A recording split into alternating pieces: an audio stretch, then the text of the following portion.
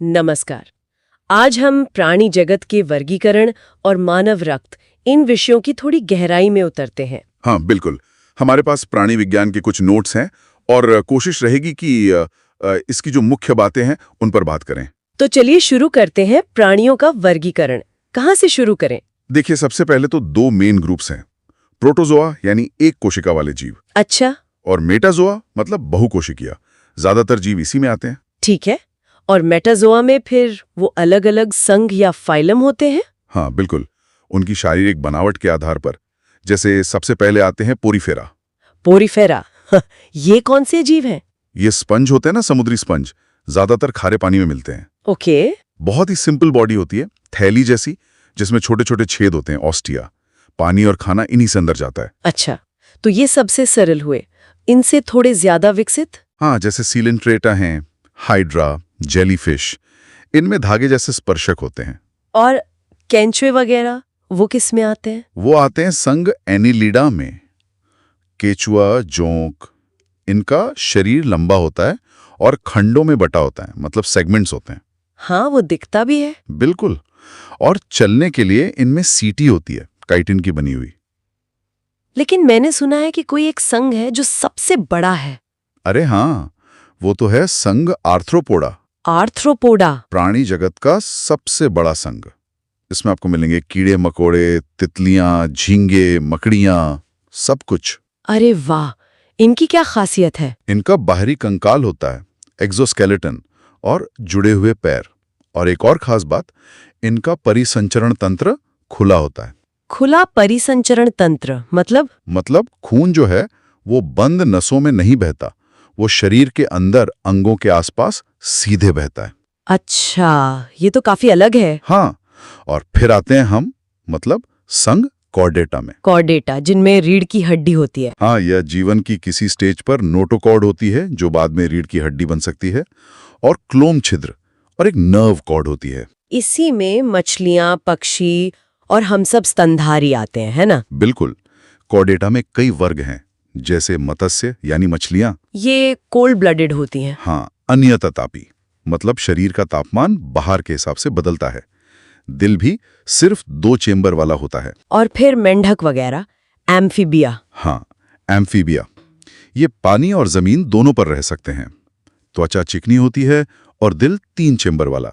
ये भी अनियततापी हैं। फिर सरीसृप, रेप्टाइल्स जैसे छिपकली, सांप। सही, ये भी अनियततापी हैं, रेंग कर चलते हैं। इनका दिल वैसे तो 3 चेंबर का होता है, पर कुछ में, जैसे मगरमच्छ में, 4 चेंबर का होता है। अच्छा, और फिर पक्षी और स्तनधारी? हाँ, पक्षी, एवेस, और स्तनधारी, मैमालिया, ये दोनों नियततापी हैं, यानी वार्म ब्लडेड। मतलब अपना बॉडी टेम्परेचर मेंटेन करते हैं। बिल्कुल, चाहे बाहर कितनी भी ठंड या गर्मी हो। और दोनों का दिल 4 चेंबर वाला होता है। ये सबसे एफिशिएंट है। समझ गए। पक्षियों की हड्डियां खोखली होती हैं उड़ने के लिए, और स्तनधारियों की पहचान है शरीर पर बाल और स्तन ग्रंथियां। एकदम सही। और ज्यादातर स्तनधारी बच्चे देते हैं, कुछ एक को छोड़कर, जैसे प्रोटोथीरिया अंडे लेते हैं। तो ये तो हो गया वर्गीकरण। अब इन सब जीवों में, खासकर हम मनुष्यों में, ये ऑक्सीजन और पोषण पहुंचाने का काम वो खून करता है ना? बिल्कुल। खून एक तरह का संयोजी ऊतक है, कनेक्टिव टिश्यू, बस ये तरल होता है। शरीर के वजन का करीब 7%। हाँ, लगभग। और पीएच 7.4 के आसपास, मतलब हल्का क्षारीय। और एक अडल्ट में करीब 5-6 लीटर होता है। और खून में होता क्या है? प्लाज्मा और कणिकाएं? सही, करीब 60% तो प्लाज्मा है, जो कि ज्यादातर पानी ही है, जिसमें प्रोटीन, नमक, हार्मोन वगैरह घुले होते हैं। और बाकी 40% में वो कणिकाएं, लाल, सफेद और प्लेटलेट्स। हाँ, लाल रक्त कणिकाएं यानी आरबीसीज। इनमें हीमोग्लोबिन होता है, जो ऑक्सीजन पकड़ कर ले जाता है। और इनमें केंद्रक नहीं होता है ना स्तनधारियों में? हाँ, स्तनधारियों की आरबीसीज में केंद्रक नहीं होता। इनकी लाइफ करीब 120 दिन होती है। इनकी कमी से ही अनेमिया होता है। और सफेद वाली? डब्ल्यूबीसीज, श्वेत रक्त कणिकाएं, ये हमारी इम्यून सिस्टम का हिस्सा हैं, रोगाणुओं से लड़ती हैं। इनमें केंद्रक होता है। ठीक है। और तीसरी? प्लेटलेट्स, हाँ, ये खून का थक्का जमाने में मदद करती हैं। चोट लगने पर खून बहना इन्हीं की वजह से रुकता है।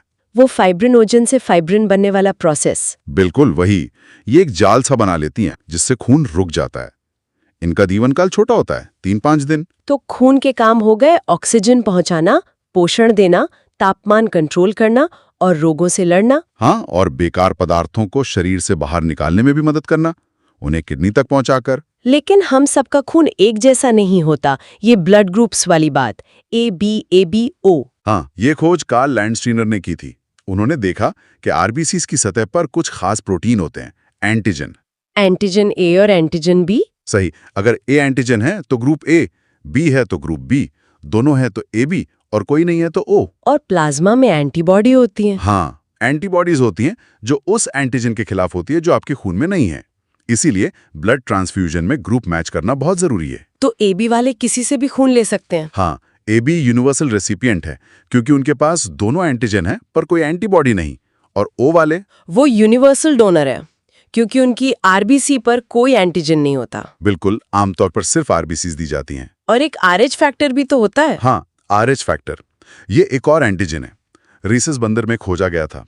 अगर ये है तो आप RH पॉजिटिव, नहीं है तो RH नेगेटिव। ये भी ट्रांसफ्यूजन में देखना पड़ता है। हाँ, बहुत जरूरी है। और इसका एक खास कनेक्शन प्रेगनेंसी से भी है, वो एरिथ्रोब्लास्टोसिस फेकालिस वाली कंडीशन। अच्छा, वो क्या है? अगर माँ RH नेगेटिव है और पिता RH पॉजिटिव, तो बच्चा RH पॉजिटिव हो सकता है। पहली प्रेगनेंसी में ज्यादातर दिक्कत नहीं होती, पर डिलीवरी के टाइम माँ का इम्यून सिस्टम बच्चे के RH+ खून के संपर्क में आकर एंटीबॉडी बना सकता है। ओके।